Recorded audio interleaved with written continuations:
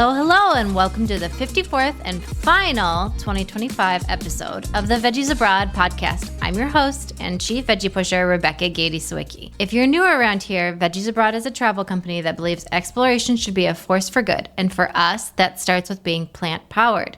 Every trip we design is guided by compassion for people, animals, and the planet. From custom trip planning and small group adventures to our blog packed with guides, tips, and inspiration, and of course, this podcast. This show is all about shining a light on the businesses, people, and ideas that make travel better, from vegan-friendly experiences to responsible tourism practices and community empowerment, because those are the things we need more of and the things worth supporting when we travel. I am finally back from a whirlwind 3-month period of travel, which included 6 weeks in Southeast Asia. Before I headed into that, I was really anxious that I had bit off way more than I could chew. Well, there were periods of what the actual did I get myself into? Overall, everything went pretty smooth. All of that travel included 3 tours. The first was to Portugal at the beginning of October, and then I had a short break before heading to Thailand, and then to Cambodia, and then to Vietnam, and then finally back to Thailand for our final tour of the year. In total, I was able to meet and with the support of our local guides, welcome nearly 40 new veggie friends to these incredible places.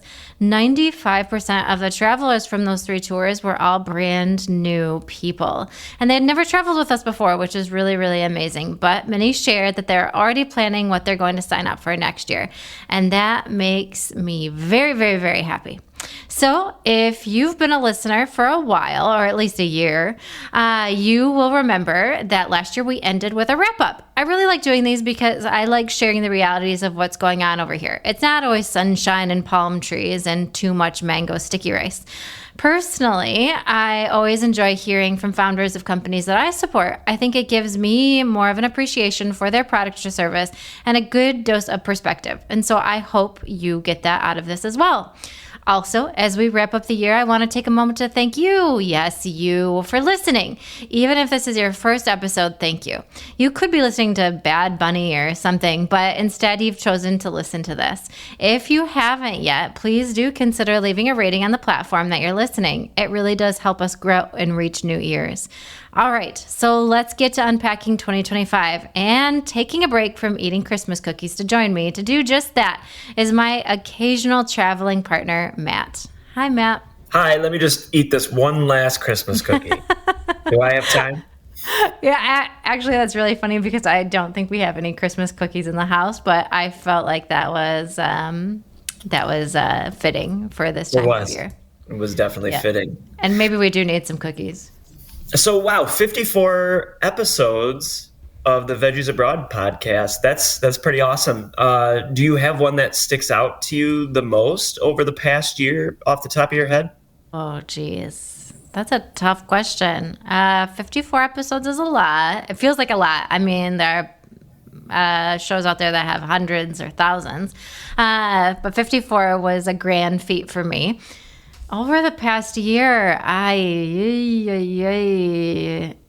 not going to pick just one. You don't have to. I liked them all. That's what I'm going to leave with. But like if you like were going through your head and just something just jumps out at you, like this is the episode I think of. Like if you have a listener that all of a sudden found you just now and you wanted them to go back to one certain episode, which one would you send them to? You know, the one that I always like to send people to because they're always really shocked about is the realities of the cruise industry with Friends of the Earth. I think that's a really good one. And that is one that I think about and reference quite often. I've listened to that one too. That's a great one. Yeah, and the same with the beginning of last year. I think it was the beginning of last year. We did one about the realities of where your tourism dollars are going and to what's called tourism leakage. And that was a great one as well. I got a lot of notes after that one of, oh my God, I did not realize that my full dollar doesn't go to these places. Yeah, I did love the tourism leakage one. I always like the ones where you kind of recap, or not even recap, but you preview some of like your tours, because I think it really gives people an idea of what your tours are like, and you get so much positive feedback from that. But it's also great to hear what the travelers thought about being on your tour. So I think it was Costa Rica that you did a recap with some of your travelers with, and I thought it was hilarious and it was really, really well done. Yeah, same. We had an Iceland one earlier this year as well, and that was a lot of fun too. I agree. Those are good episodes. And there's still an Iceland trip coming up next year that people can check out too if they're interested, isn't there? Yeah, there is next October, and there are only 4 spots left on the trip. And you will be on that trip. I will not. So that either will entice people or send people packing. I think you just scared away all of your travelers. So I know. Actually, I was thinking, the deadline for that trip is quite a ways away. So maybe I shouldn't say anything. Don't break the news to people that I will be on that trip and they're going to be dealing with me. That is not a great thing to do. All right. So let's kind of start us off and do this little year in review here. So why don't you, as an overview, tell me what kind of year this has been for you and for the wonderful Veggies Abroad.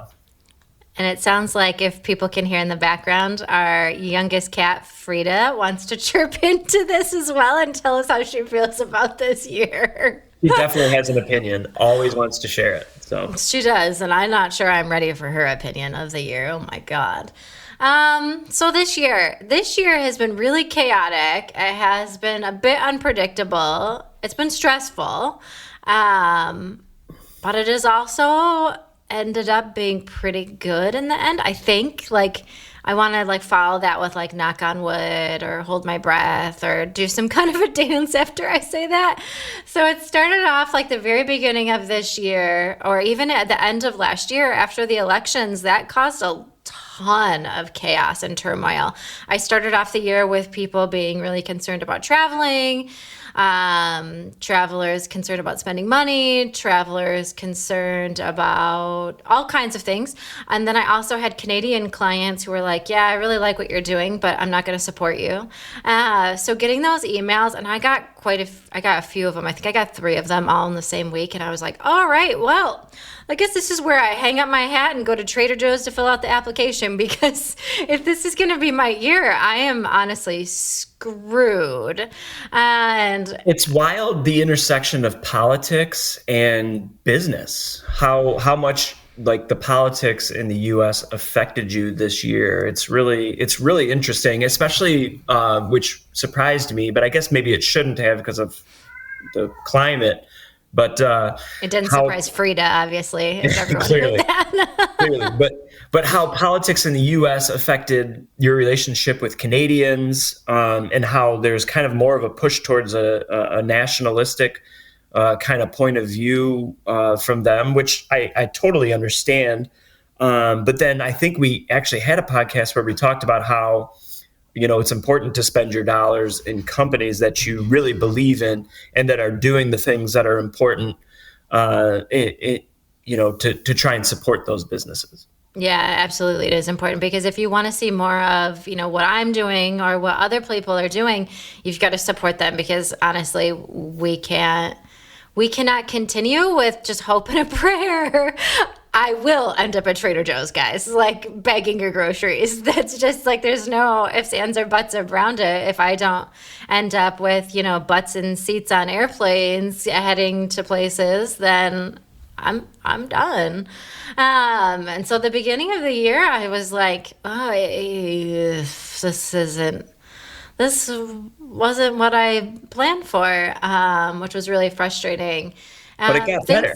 Yeah, it did get better. I think, I ended up, as the year went on, I ended up with clients on on one end of each spectrum. Either they were like, just screw it, I'm gonna do me, I'm gonna travel, I'm gonna live my life, and others that were like, you know what, no, I'm gonna stay home.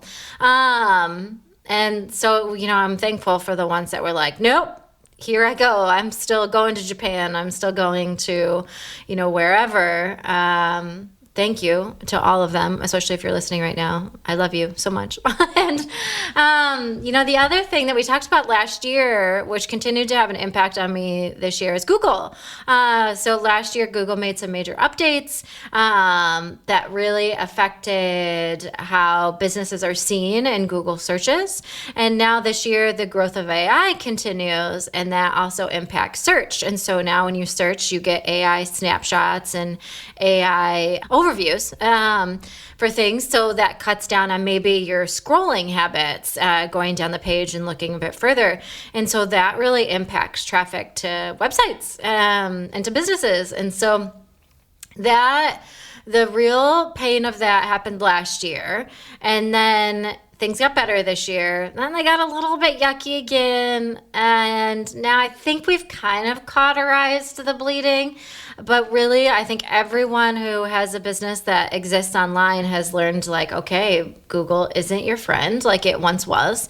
And we've really got to diversify where we're finding traffic. I'm constantly reevaluating our marketing dollars and adjusting ads and thinking about new ways to reach audiences, because the days of like Google providing so much traffic are kind of behind us. And it's sad because that was, really helpful.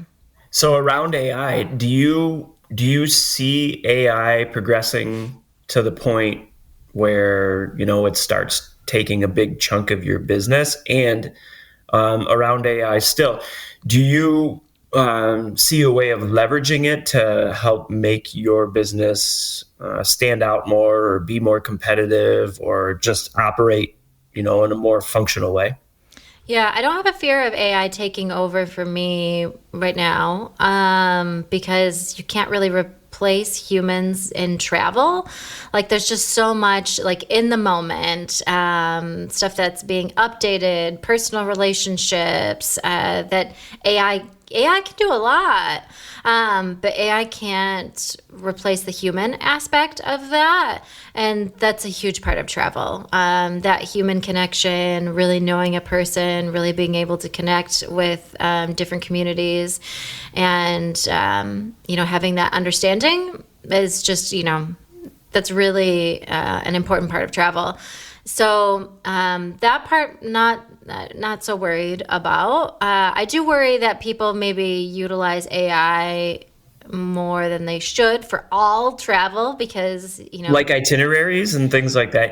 Are you worried that they'll build their own AI itinerary? I don't think worried is the proper way to explain it, but I guess maybe they use it more and don't realize, one, that it can hallucinate. Two, that having someone that's actually experienced it and been to a specific place is more valuable than having a computer that just goes through a bunch of different, sites on Google and tries to compile them in a list, is probably a better option. Yeah, so I would say that people who are going to use AI to build itineraries probably wouldn't have been my clients already, because they probably didn't want to make the investment to have someone to build something out and to manage their trip and to, give them the insights that I have.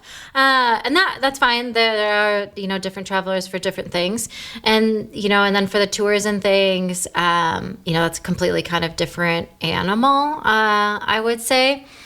And yeah, I think people will learn. It really is going to come down to the kind of experience that they want, that, you can't trust AI for everything. You need to double check everything. And again, it comes down to the experience they want to have. AI can get you so far. And maybe that's far enough. Everyone's different. And then what was your second question? I was about to say, circling back, what's the, how do you see yourself leveraging AI for your business? Yeah. And actually I recently, a couple months ago, more than a couple months ago now, a while ago, it feels like it was this year. I had applied to be a speaker on this topic because you can leverage AI still to, gain audience and to, up your credibility to show up in those results. And it comes from creating content that is that is valued and seen as expert by Google. And so then they will start to utilize your content in search results and answering questions. And oftentimes, when you ask it a question like, what's the best city for vegans or something? And you ask AI that, and so it will credit different sources. And so our site has often been credited for, different things. And I'll get messages from people that was like, I just asked ChatGPT this question and look who popped up, you. And so that's really important for businesses to realize that they need to be creating content. They need to be leveraging their websites in ways that showcase them as experts, and to raise their credibility, to find ways to do that so that when ChatGPT, when Gemini, when all of these AI bots are scouring the internet, they find your content and they're like, this person seems legit. They know what they're doing. So that's, really important. And I think that's what everybody who has an online business needs to be figuring out, like, how are you showing up when a question is asked? Yeah, that sounds really, really important. And it makes a ton of sense. And I feel confident that you'll be able to leverage using AI, in the future and maybe in 2026 to help your business do different things. And I hope so. We're gonna see. And so then, two other things this year. One thing I remember I left off last year with was that one of my goals was to find balance. It was a personal goal, and I will share with all of you that I've failed at that goal. I've not found balance. Maybe it's going to get better into 2026. I don't know. It's kind of something that I laugh about with other friends who run businesses, as it's just a challenge. There's no way around it. And then also this year, I lost some really good support, but I gained 2 new employees this year, or 2 new people have joined our team, maybe is the best way to put it, which wasn't at the beginning of the year part of the plan, but we're going to be wrapping up with 2 new faces doing things for us, and that is really great and feels really good. And I was nervous about it, but now I wish I would have done it sooner, I think. Did you want to give a shout out to those 2 new employees that you have this year? Oh, yeah. I don't know. Employees might be the incorrect word, so that's why I paused on it, since they are technically contractors. I don't need the tax people to come after me, because that was also a part of our year that I don't ever want to repeat. So I feel like the IRS could be like, well, technically, in episode 54 of your podcast, you called them an employee. But, oh, Jesus. Like, guys, if any of you have had any interactions with tax people, you will feel my absolute pain. Yeah, so I have Tatiana is now my assistant for all things. I mean, all things. Like, I send her emails all day long of all kinds of things I need help with. She's helping keeping me sane and hopefully organized. And then Josh is joined us as a writer. Maybe in the fall he hopped on board. And so he's taken over a lot of stuff on the blog because I just can't keep up with it. And he is based in Thailand, and Tatiana is based here in the U.S., and she's kind of roaming around, but she is originally from Argentina. And I will actually highlight all of our team, because they're not the only ones that are a part of this veggie team, in our final newsletter of the year. And if there are any IRS agents listening, please like and subscribe to our podcast. Don't email me tax questions. Go away. All right. So zooming out a bit, when you look back on this year in travel overall, what stands out the most? I mean, even though it has been a really chaotic year, it also has been a big year of growth. Like, kind of, I don't know. I don't want to say crazily, but yeah, like when I compare over last year and kind of what I anticipated this year and just everything that I was up against, it was a big year of growth. It kind of feels like, and I've said this before, it feels like going through puberty. I really would like to know when the non-puberty stage starts, because that would be really nice. But efforts from, well over a year ago are really starting to pay off. That's extremely positive. to be able to say that you are feeling growth, because if you're not growing, what are you doing, right? So dying. Exactly. And some days, yes. I'm sure inside a little bit each day, but yes. But regardless, I mean, I think it's really great. I mean, I've watched you over this year, and I've seen the growth that you've had, and it's really compelling, and I'm extremely proud of you. But thanks. Yeah.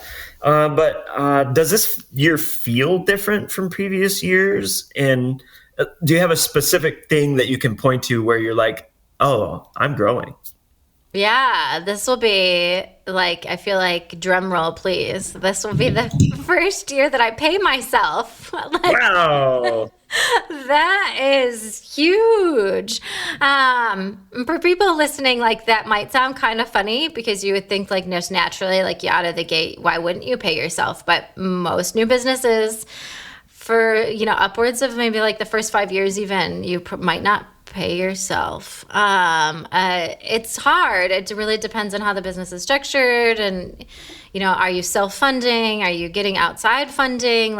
All of that. And so for the first, so this will be year 3, first 2 years, everything that I made went right back into it, because that's the other thing is you constantly have to be considering reinvesting into stuff, reinvesting into software, reinvesting into website stuff, reinvesting into equipment. And every time a dollar came in, that dollar ran away from me so fast, which was really, really hard. And I will say, as someone who previously always had a consistent paycheck, always took care of herself, that was really those 2 years, and not that it's, feels like everything's perfect now, but that was hard. It was a really challenging thing for me to deal with, personally, because I really wanted to take care of myself, and I don't want anyone else to take care of me.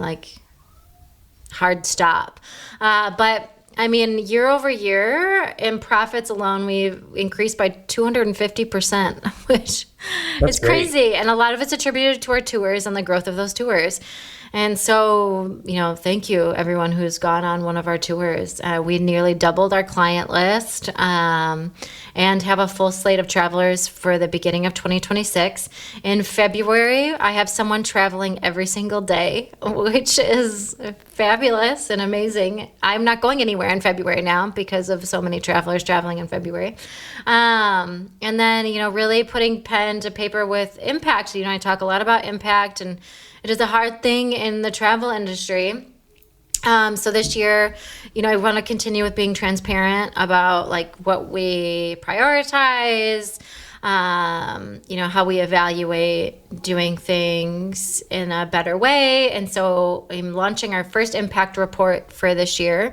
It will come out at the beginning of next year, to highlight, what we mean when we talk about responsible travel, the ways in which we're being more responsible. And this will also help to track certain initiatives, and the coming years as well. And I'm evaluating some charity partners and, things along those lines, too.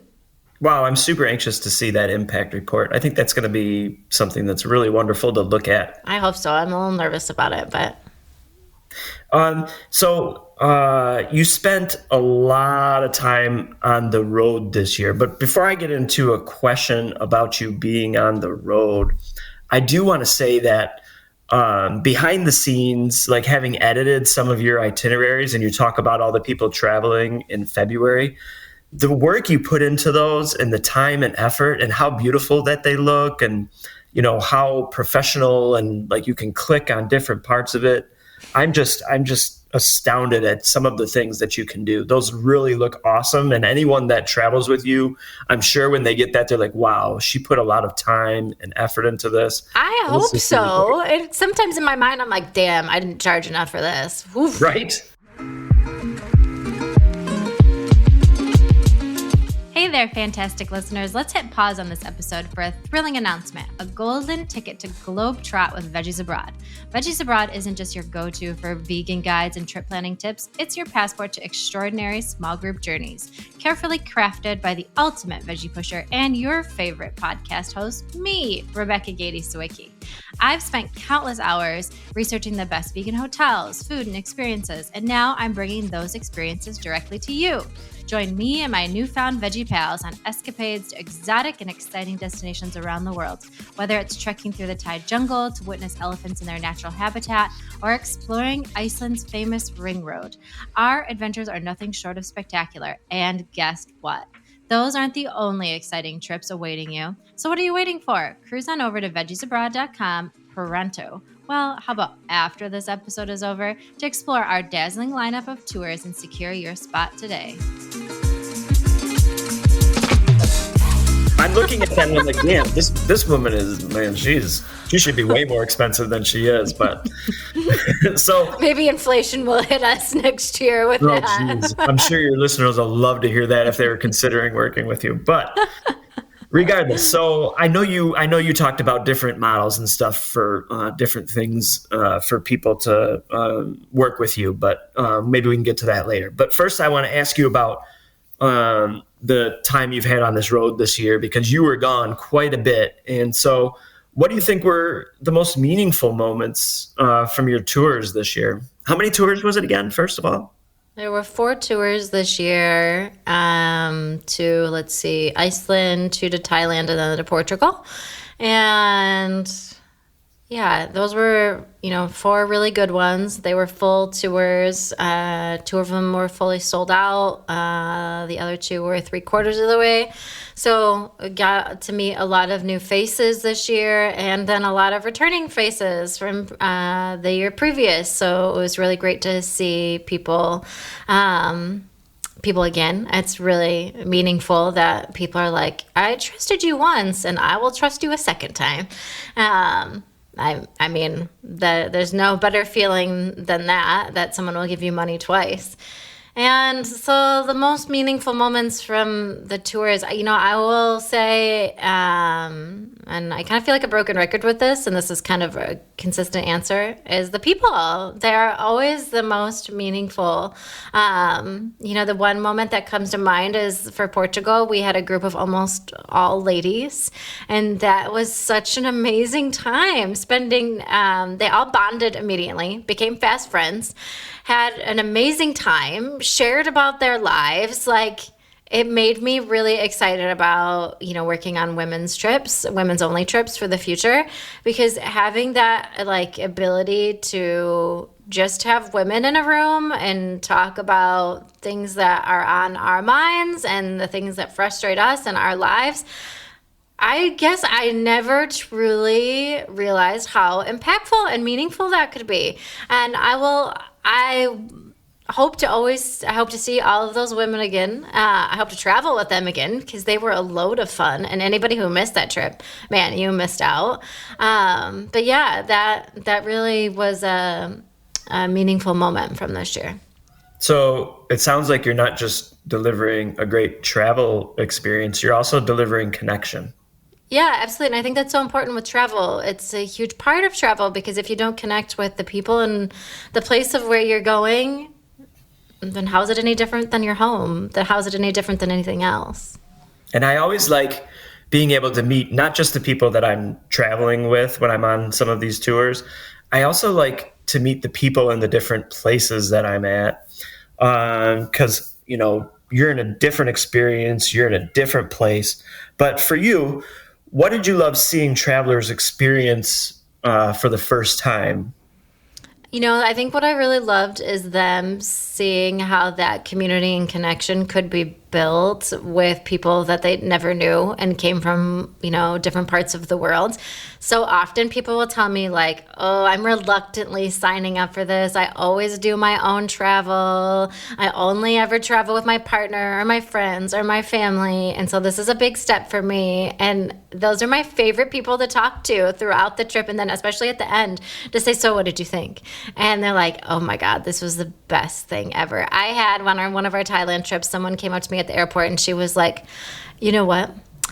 I had no idea where we were going today. I got into the security line. If they asked me where was I flying to, I had no answer. I had no idea what time we were going. And it was amazing. It was so amazing to have that. And I was just chit-chatting about, I don't know, chocolate, coffee, whatever, with so-and-so. And it was the most relaxed I'd felt in months. And that's great. That is such a nice feeling. Like, you actually get to enjoy and be in the moment. And how often do we ever get to do that? Hardly ever. It's so important to be able to live and be in the moment, because we're always looking for the next thing. And especially like in this social media age where we're always trying to compare ourselves or look and see what everyone else is doing, being able to put that phone down for a minute or pick it up and take a picture, and being able to just, disconnect from that and like really engage with other people and enjoy yourself and unwind, I think is so important for the human experience. And that sounds cheesy, but it really is. I mean, connection is, I think, what you deliver again. And I know it's kind of a theme so far that we've been going on connection, but it really is just so important. And for people to experience that, it's just memorable. It's something that's just so memorable. Yes. So this year, in your travels, you've gone to a lot of different places. Thailand, Cambodia, you had some research trips. How did all that influence future plans? I mean, so a lot of it comes down to me being able to experience something to be able to assess, like, okay, will this work for a tour or for a client? With certain destinations, I can do a lot of research and tell you, like, okay, this is legit for X, Y, or Z. But for some places, I'm like, no, I'm not going to do research for that. I need to actually see it with my own two eyes. And so, that really makes a difference of, could you possibly see Cambodia for a future tour? Or would I suggest that clients spend time in Istanbul? And so, they have a huge impact on, whether I feel confident in sending people there. So maybe just naming the place and no explanation, just because I want to ask two questions. Okay. Your favorite place that you visited this year? Colombia. Okay. Anywhere that missed the mark, wasn't great? Probably out of everywhere, Turkey. Yep, and we've done a whole episode on that. So people, if you want to go back and listen to the Turkey episode, you can. No, okay, so I also feel bad because I would give Turkey another chance because I just had a rough go in multiple ways. But there are full episodes on both of those places. So if you want to go back and listen to those episodes, there's absolutely a full one on Colombia and there's a full one on Turkey. Mm-hmm. So I really suggest you check those out. You're like the in-house hype man now. Well, I got a hype. You're doing such a great job, and I think I was on just both. Keep going. I was on both of those, so I got to hype them. Okay.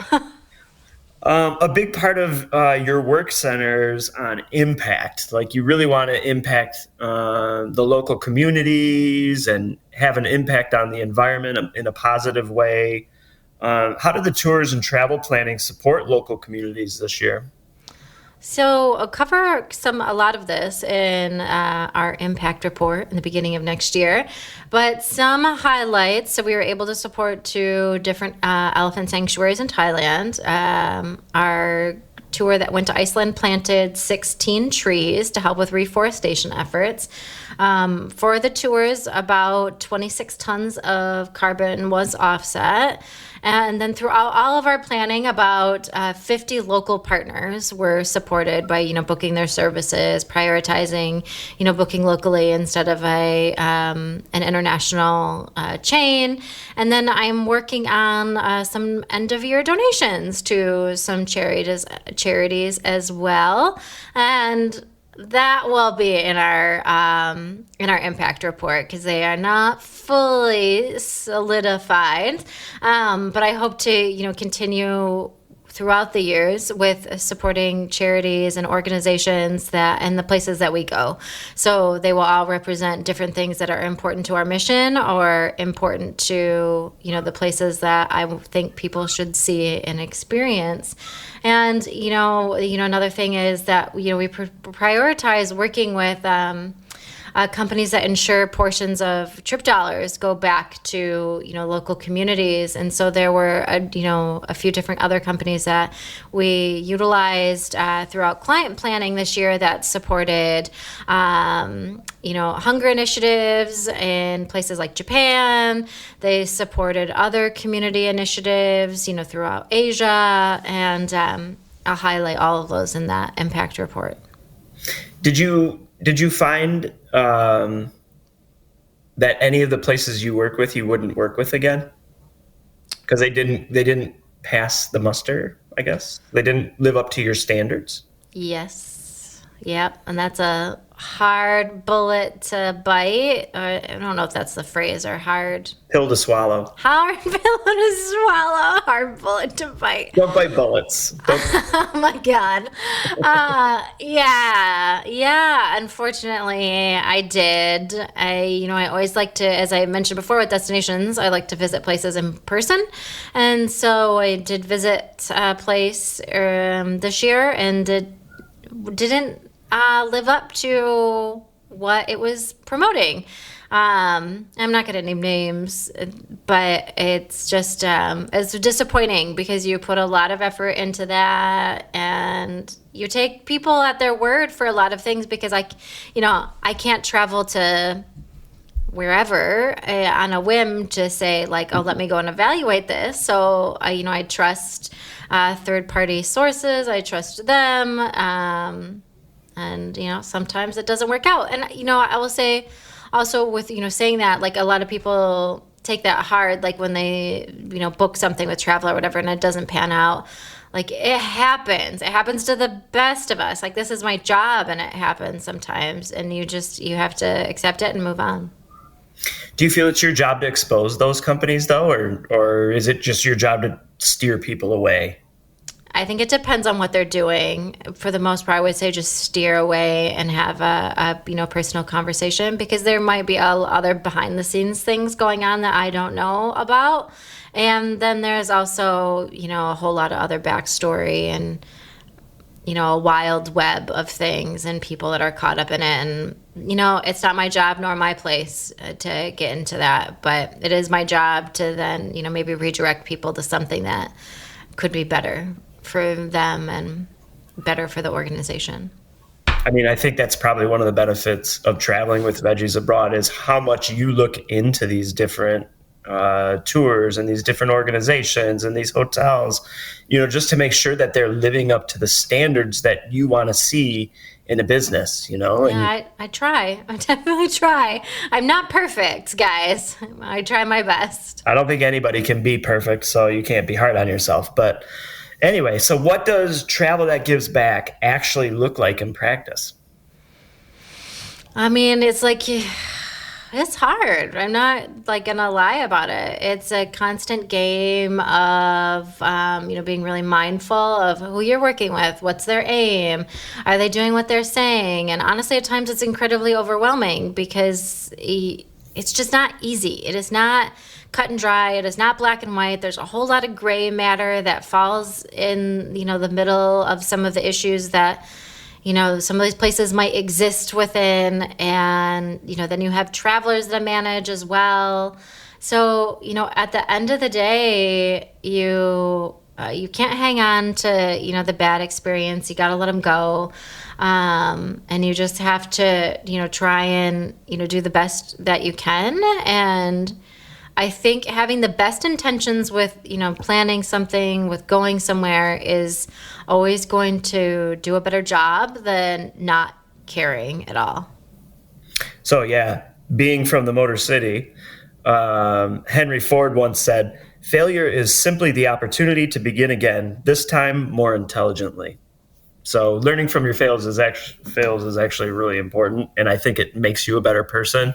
And I think if you can't take the opportunity from the failure, then it really truly was a failure. But so every year does come with lessons, saying that. And what do you think this year taught you about running a values-driven travel business? Oh my God, that it's hard. There's like no way around it. It is not easy. One thing that is like constantly in the back of my mind is, okay, so this seems legitimate and like I think I'm making the right decision, but then there is something, I guess the phrase would be like what lies beneath of something that you can't see on the surface, or like frustrations, within a community that aren't apparent to, the international community. And like there's so many other things going on when, you're choosing certain places to visit and choosing places to support that it's hard. It would be a whole lot easier to be like, okay, Holiday Inn, here's my $50 and here's your bus pass and whatever. Get on a big bus and hop around the city or whatever. But Moonlight Drive. Yeah, I mean, that would make my job a whole lot easier, but I know it's not the best way. I was welcoming, I think it was our first group in Thailand, and I said something along the lines of, like, I know that for most people, like, it could be easy enough to just go to Google and Google, like, the top 10 things to do in Bangkok, and, like, here you go, here's your thing. Take them right off. Yeah, but that's not necessarily always the best way to go about planning and the best way to interact with the community and the best way to support it. And I think now as, the travel industry has grown so much and it is so global, and we are exploring, into hidden corners of the world. We're seeing the impact of what doing it right can have and what doing it wrong can have as well. And so, we need to be mindful of the places that we're visiting and how we're visiting them and who is leading these conversations, who's answering your questions. I always, after welcoming the groups, I always, introduce our guides for the trip. And, I tell people even before, we get to this moment that, when it comes to all things about this destination, you ask them. Like, you can ask me, but I'm going to probably tell you, go talk to them, because this is their home. They should be answering all those questions. It's not my place to answer those when you have someone from Thailand or you have someone from Iceland, there in your presence. And, those are little things, but they can make a huge difference in the perspective that you have on a place, and then like what you take home and you tell your friends, you tell your family. There are so many times, like, I hear conversations on airplanes or whatever, and they're like, well, my sister said that blah, blah, blah about this. And I'm like, well, does your sister live here? Does your sister, like, what's your sister's skin in the game with this place? Did she just come here for 3 days and then go back to Cleveland? Like, that's not the same as someone who, grew up in Chiang Mai, who, went to school in Bangkok, who's worked in tourism for the last 12 years. Like, it's completely different. And that's going to be a completely different experience for you as a traveler. And it all comes back to connection. We go right back to the theme, right? Always does. So speaking of connection and, living life on a more personal level and getting involved in the different places that we go to, let's get involved a little bit with our favorite travel advisor, Miss Rebecca Gady-Sawicki. Tell me, what did you learn? What did you learn about balance, boundaries, or maybe even burnout this year? I mean, stress is just an animal for so many different people, and how we manage things can just be different from person to person. So, what was this year in this growth? Because with growth comes stress. What was this year like for you? You're an interesting podcast host. I'll just say that as an aside. In a bad way or what? Just interesting. Sorry. Oh, God, what did I learn? I I guess, I mean, I didn't learn anything probably new that I didn't know before. I'm terrible at balance and boundaries when it comes to work. There is no real on-off switch. It's hard when your office is in your house and your office is also on your phone and your office is required to kind of follow you everywhere to turn it off. It is. There's probably someone listening right now that's like, yeah, well, I learned blah, blah, blah. That's fabulous that you learned it, and congratulations. I'm happy for you that you did. I think we all have to learn these things on our own and at our own speed because, this is my baby. I've put my, every ounce of effort in my human body into this over the last few years.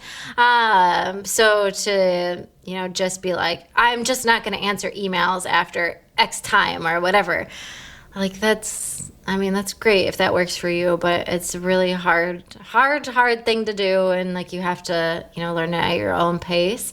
And, burnout is really realistic. And people always like to say to me oh, but you have to love it. You have to just love everything. You're living a dream. And well, God bless it. If this is a dream, I don't want to know what the nightmare is. It's hard, and you get run through ran over the coals on a lot of things. If, at some point, I should release some of the crazy emails that I get and some of the crazy things that come across my desk of people saying they don't like the name of my company or they don't think I should, or that I should do X, Y, or Z. Sometimes I'm able to just delete it and be like, yeah, okay. But sometimes reading them, I was reading feedback for something, and it wasn't bad feedback, but it was just I don't know. I guess for some reason it struck me a little bit differently than it normally would, and I was annoyed by it. And then I kind of took it personally, and I know that I shouldn't take it personally. And it's hard. That's a part of running a business, building a business, and the business being essentially you. I've said this before to someone that sometimes it scares me that there's so many people that don't know me outside of Veggies Abroad, and that we've kind of come synonymous, and that I don't always feel that there is a differentiation between me and the business, and that we've become one of the same. And that's a wild, wild thing. So I guess I've continued to learn that it's hard and something you constantly have to work at and, keep in the back of your mind and do the best that you can and ignore as much as you can as well. Do you think maybe some of the boundaries you need to set in the coming year is to maybe separate yourself so you aren't, you're obviously the business, but maybe not feeling like you're not your own person as well? I don't know. That was a great question. I guess we'll find out next year. I have no answers when it comes to that. If you have a question about your passport, I probably can answer that. But questions about me and boundaries and balance, I have no answer. Well, let me ask you, what is your greatest coping mechanism? Because you look astounding, and it looks like suck up. from the outside, honestly though, from the outside, it looks like you hold it all together really well, and that's my job, right? But so what I'm saying is, I obviously know you because I live with you, and I know you on a personal level, and we have a relationship, and I love you and all of these things. But what would you say for your audience? How do you cope with the day-to-day stress? What do you have? What is your release? Is it the travel? Is it just the people? Is it the connection? What is your release that you can point to and say, this is why I do it?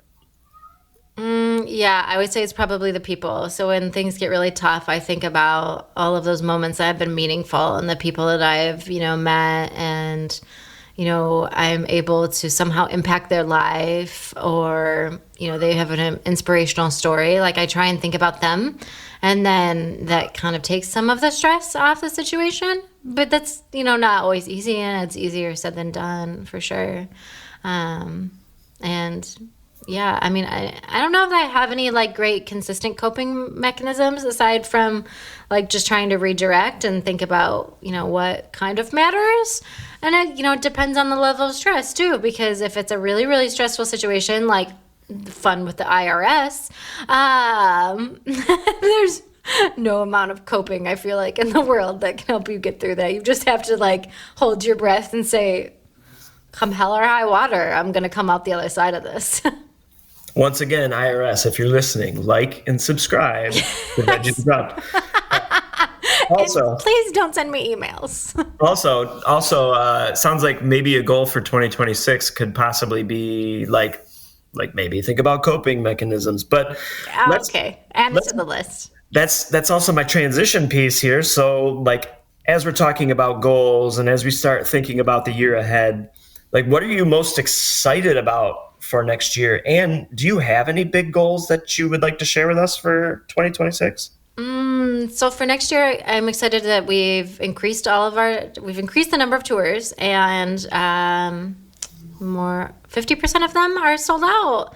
And they filled up really fast, like right after announcing some of them, which is fantastic. And then the Iceland trip is well on its way to being completely full here very soon.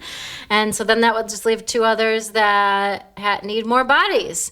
So, that's really exciting. It makes me feel really good because there definitely was a time when, we launched our very first Thailand tour and I thought, what did I get myself into? I actually remember walking in the park that's near our house crying because I was like, this isn't going to work.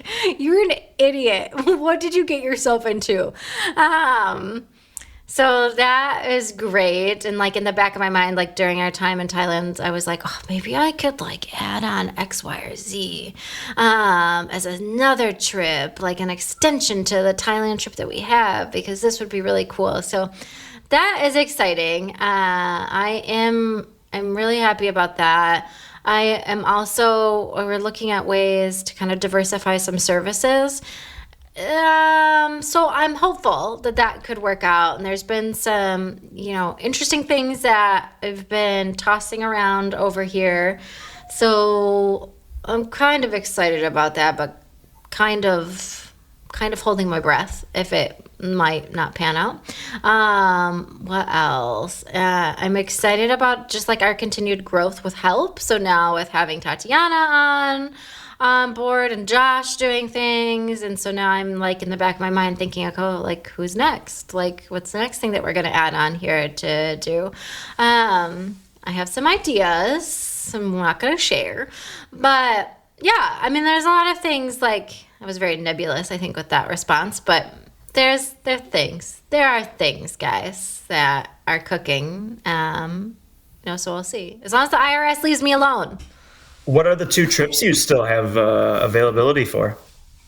Costa Rica and Thailand. Oh, amazing. Well, Iceland too. There are 4 spots. Oh, so you got 3 spots. 4 spots left. So 3 trips you have availability on, and you have 7 trips you're running next year, and it's What are the 7 places again? So let's see. Costa Rica, Thailand, Vietnam. Iceland, Kenya, Ecuador, a Thailand adventure thrown in there as well too. I don't know. That might be me being crazy. Sometimes I get into these moments where I'm like, yeah, that's a great idea. Let's add something else because I'm nuts. I don't know. But honestly, I think that's part of being an entrepreneur and a business owner is that you get into these swings of things where you're like, yeah, let's try it. Throw it against the wall and see if it sticks. Right. And then when it doesn't, you're like, ooh, let's hide. Like the Galápagos is going to be so great, though, isn't it? That's going to be so awesome. Yes, I hope so. So excited for that for you. All right, we've gone over quite a few things here, and let's try and wrap this up. So if you had to sum up this year in 1 sentence, how would you do it? Ooh, I don't know about sentence. I would say, kitties? No, they are not. They're not the year, that's for sure. I would say this year really came down to just being flexible with like at the beginning of the year, I had to adjust travel plans because I was worried about the economy and pulled back things. Had to kind of adjust like marketing spends, had to like be very flexible with client requests and client changes and, just being very flexible. And then like on the ground, with travelers and, what their expectations are and trying to meet those, being flexible really is really, really, really paramount. And I feel like after every trip, I can like look back and think about like our first one and then this last one and how like I've evolved with handling that. And I do feel like some of the success has just come down to just being more flexible. And, I think that will be our survival as well. I think summing it up, the year for me would be the community. You're building such a vast community and network of people that you're connecting, as we've talked about a lot in this whole podcast, is the connections you're creating.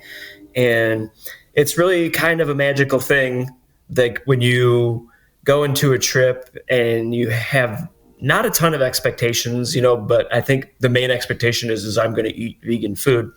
And then you walk out of it with the experience of meeting, people you might talk to for the rest of your life. And, being in places that are, completely exotic and seeing them in maybe a different way than you would have thought you would have seen them. So to me, for me, it's about the community and the connections that you're building. Yeah, absolutely. It's amazing because now, like when something happens, for me in a certain destination, I don't necessarily think about the destination specifically. I think about the people I know who live there. And I hope that, travelers come away with that as well too, that it's not just Bangkok, it's where Tony lives, or it's not just Chiang Mai, it's where Katie lives. It's, or like we had travelers. So this year we've had travelers now from around the world, not just North America. And so we welcomed our first Australian travelers on our last Thailand trip. And so, with the sad shooting in Bondi Beach in Sydney, my first thought was, oh my God, I hope Melissa and Ian are okay and their family and friends. And, it brings it home. I think it makes it even more meaningful when you like think about these places. And, at the end of the day, I hope then people have more respect for these places, that they want to protect these places even more because they're not just where the Eiffel Tower is. It's where your friend is. It's where people you care about are. I think that's a great way to leave it. And I want to wish all of your listeners a happy new year and a safe traveling 2026. And I hope people will join Veggies Abroad. And I'll turn it back to you. Thanks for having me, Beck. Yeah, so I echo those same things. I wish everyone a very, very happy and healthy and safe holiday season. And I hope 2026 starts off however you need it to start off, and that you have really great plans for next year in the works. And if you don't, reach out. We can help with that. And I look forward to new conversations next year.